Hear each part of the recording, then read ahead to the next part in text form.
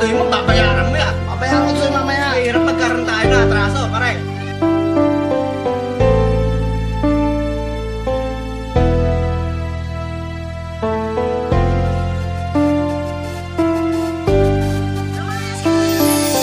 Nais kong takasan ang kahirapan dito sa aming bayan, dito sa aming munting tahanan.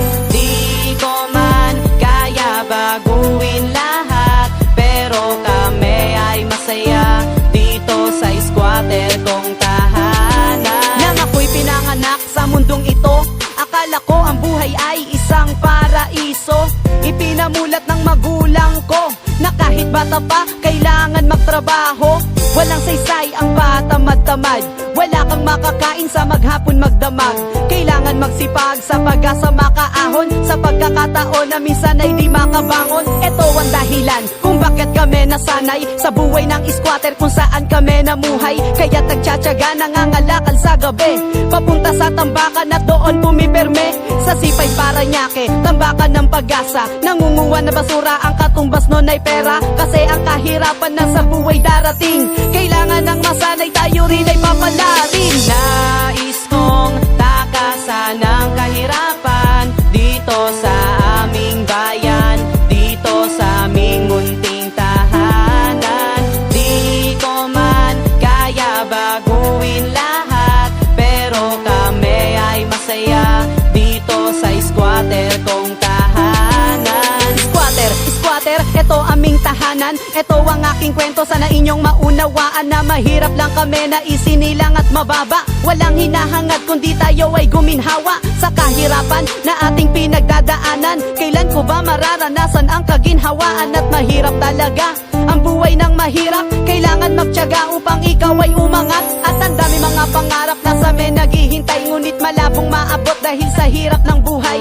Ito pa rin kami, patuloy sa pangarap. Ang aming pangarap, pamilya ay iangat. Sa squatter namumuhay na wala na bang pag-asa? Ito ba ang kapalaran? Dito pa ako napasama. Sana naman maunawaan, inyong pakinggan. Ang mamuhay sa squatter ay hindi pangkaraniwan. Nais kong takasan ang kahirapan dito sa aming bayan, dito sa aming munting tahanan. Di ko man kaya baguhin lahat, pero kami ay masaya dito sa squatter kong tahanan. Dikit-dikit ang bahay, madalas pa merong away. Eto ang buhay squatter kung saan kami nasanay mamuhay marangal kahit dito kami kapos. Umaasa sa basura na kami makakaraos, at para bang nakagapos ang buhay sa kahirapan. Kailan ko ba makakamit hangad na kalayaan? Wala akong pinag-aralan dahil kami kapos sa pera, ni minsan ay hindi pa nakaapak sa eskwela. Dahilan ay kahirapan,